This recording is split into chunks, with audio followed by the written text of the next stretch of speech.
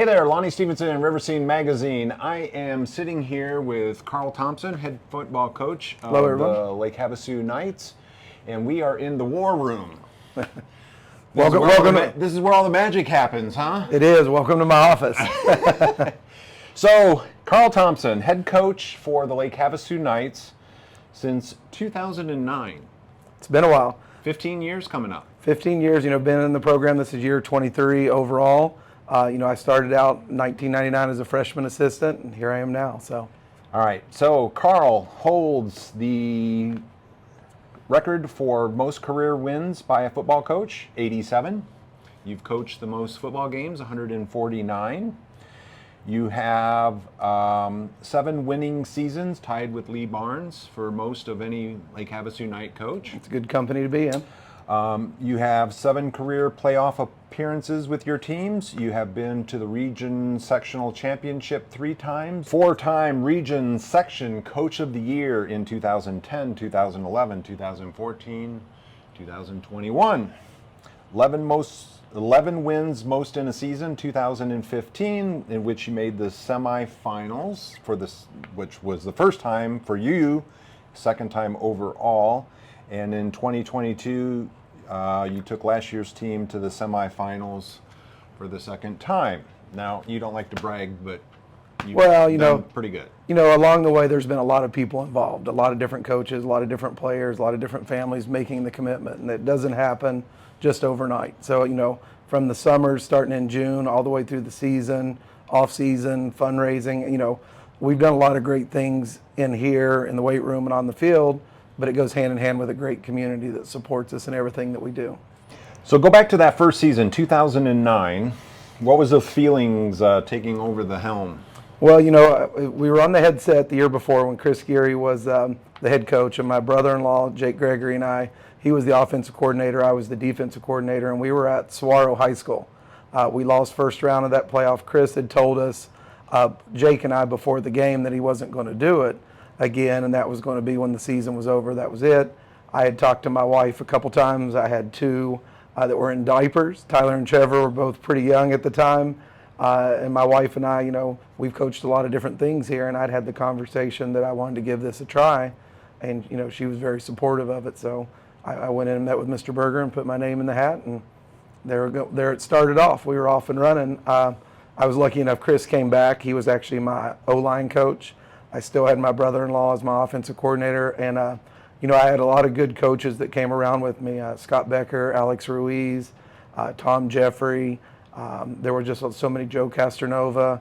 A lot of guys that came back on board with me. Mike O'Toole, Prentice Taylor. So a lot of guys came with me on that 2009 season. It was a learning curve because we had a good run the year before with the Michaels era coming to an end and everything in the 80s, and a lot of good running backs, quarterback tandems, and I was getting a new team. We had a lot of players that year. We ended up, I think, carrying about 50 on varsity, and that was the start of Paul Lake, Doug Green were our 2 quarterbacks that year. We platooned. We had a good group of juniors at the time that became that 2010 team that we made the playoff run, won the region just in that next year. So a lot of excitement there. And your second year, you were region section coach of the year. Yeah. So first game at home against Yuma, you lost that one 50-45. Then you went on the road to Kingman, lost to Kingman 14-7. Yep. You won your first game, the third game of the season, but it was at La Jolla Community High School, 39-18. And you were on the road at North Point Prep, won that game, won at Mojave, lost at Yuma. So the first home win wasn't until the 7th game of the season. It was one of those years where it was just a grind. We just went to 5A Division II that year. We just had our hands full, but we righted the ship after that year. We survived that first onslaught. We figured out who we were, how we wanted to do things, and then the next 2 years we were right in the mix in that 10 and 11 season. And that first home win was 42-0. Yeah. Sweet one. It was. It really was. Sometimes when you're coaching, you're just wondering when it's going to happen. But like you said, I've been a lot of games. I mean, we haven't even talked about the freshman or JV games I was a part of there for a long time. I remember walking here in '99 thinking, what am I doing? It's really hot here, and coaching football to boot on it. So, but you know what? Wouldn't have it any other way. It's been a great run. And so growing up, you're not from these parts. You're kind of an East Coast kind of I am. I'm originally from West Virginia. Got here via Miami, Florida. I played football all through high school and everything, and been a part of that. I was a 2-time All-State football player and baseball player. Made the decision to go to Florida to warm up to play some baseball. But then, I always in the back of my mind wish I would have played football, continued with that, and the opportunity came here. I did that, so I was able to coach in a little different direction. Loved every minute of it. Fast forward 2015, you had a pretty good team. Like I said, went 11-2, I believe, that season. Jacob Kalgonis was the stud running back that time. He was. We had him, Jack Warner, Cole Mills, McAndrew, Louis Gonzalez. There was lots of great players in that team. Ty Shoemate set a lot of records as a linebacker for us. Austin Erickson. A lot of those guys I still stay in touch with all the time. Jacob was a teacher here for a little bit at Nautilus Elementary for PE. But it was a great run. I mean, going up there, I still go back every now and then and watch the live feed from that show, the last 2 minutes of the game when we were down and, we were against the wall and things just weren't going our way. And, I mean, Jacob had gotten hurt at halftime. And we came back and the troops rallied too. And the last 2 minutes of that game was phenomenal with Conan making that great catch down in the end zone at Sholo, just stunned the whole crowd. And, we took the lead in the last 43 seconds of the game. And that was at Sholo. That was at Sholo. And then we proceeded right after scoring that one.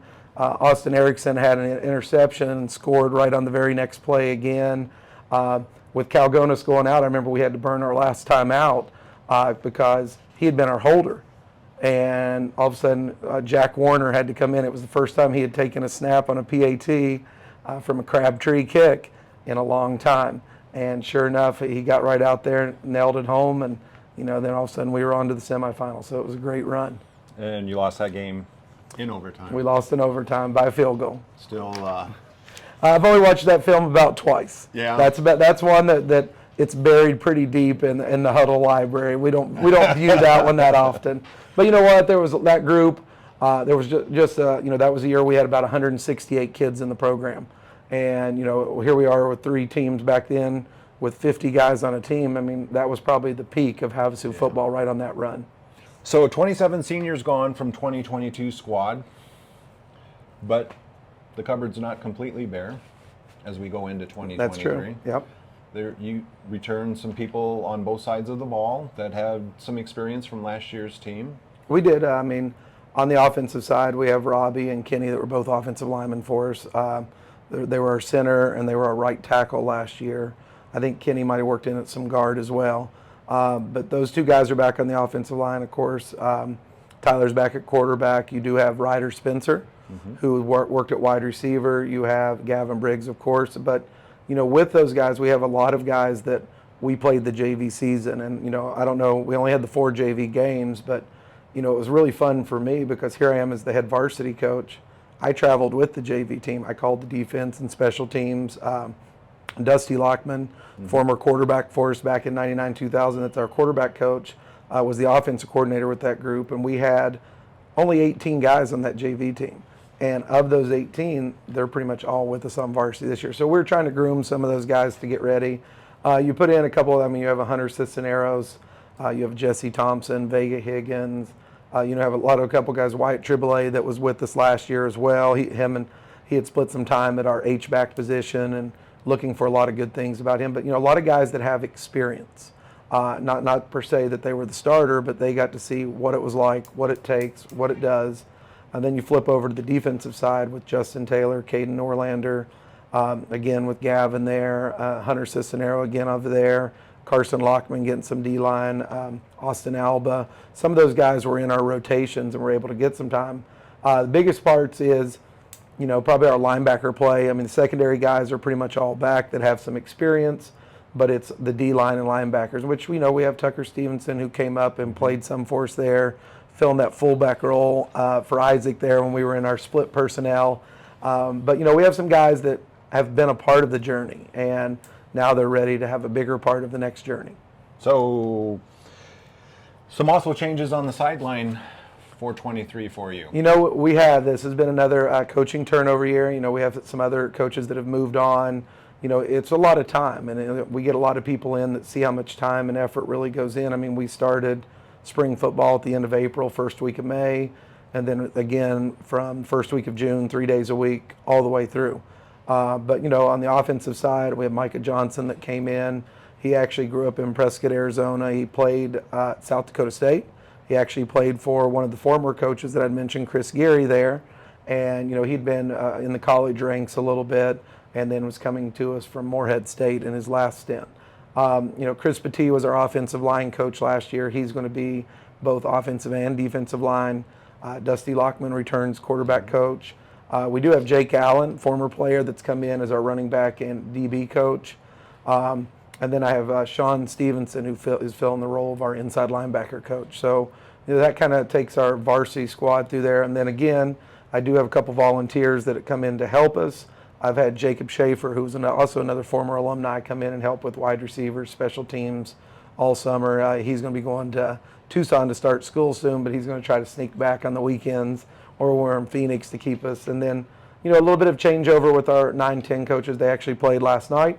They're really moving in the right direction, and they started off the season with a win. So a lot of coaching turnover, but again, Knights football is moving right back straight ahead as we always do. Golden Shovel game. Golden Shovel game will be here. We're 9 hoping straight wins, no pressure. It's always a big rivalry game with all the schools in Mojave County. We see a lot of each other and everything, and we, even though we battle against each other, we want each other to do well once we're outside of each other. Just so we represent our area very well. It's always a good rivalry game with each other. But we're really excited to be at home again this year. I mean, the last time we did that, it was a pretty good turnout with the community all showing up. Because the time before was when we opened the stadium. Right. And it's always a huge community event. The pressure, I guess, is on, but again, it always is. So, but I mean, it's a lot of fun. The kids, the whole school really gets excited about it. It's one of those things that gets us moving in the right direction. So, all right. So 2023 season coming up. Stay tuned to RiverScene magazine for coverage of the home games. We're working on making some of those away games. Stay tuned for that. If you'd like to be a participant and help us sponsor and make that possible, get with Jillian at RiverScene magazine. Couple final things for you. Let's have some fun. Okay. All right, here we go. Now, wait a second. These are questions I haven't been prompted You with. have no idea what's coming. All right. You have no idea. All right. Rock or country music? 90s country. 90s country. That's what I'm going with, 90s. Specific. Yep, All right. I'll go with that. All right. How about a sandy beach or a snowy mountain? Oh, sandy beach. Any day. Every day. Snow, only in a globe. That's the only way I like it. Okay. Are we driving on vacation or are we flying? Ooh. Well, my vacation this year was going on 9 weekends to Phoenix to play baseball, so I was driving apparently everywhere. So don't mind flying, but driving probably where I'm going. All right. Read a book or listen to a book on tape? Ooh. On that one, either way. The last book I read, I did read, but it was actually reading it through a Kindle. So playbook? It wasn't a playbook. So. All right. Hot sauna or an ice bath? Ooh. Hot sauna. Okay. Don't like the cold. Muscle car or an import? Ooh. Muscle car all the way. All right. Are we texting on our phone or are we making a phone call to somebody? My players know this for a fact. They have to call. I'm a call person. I don't like to text. All right. Last one. Football or baseball? Football. All the way. Football. I'm Lonnie Stevenson, RiverScene magazine. This is 15-year varsity head coach Karl Thompson, looking to add to that win total. We hope you stay tuned to RiverScene magazine for live coverage of all the home games this coming season. Coach, thank you. Oh, thank you all for everything you all do so the community can see what's going on. We appreciate you, and we'll see you out on the fields.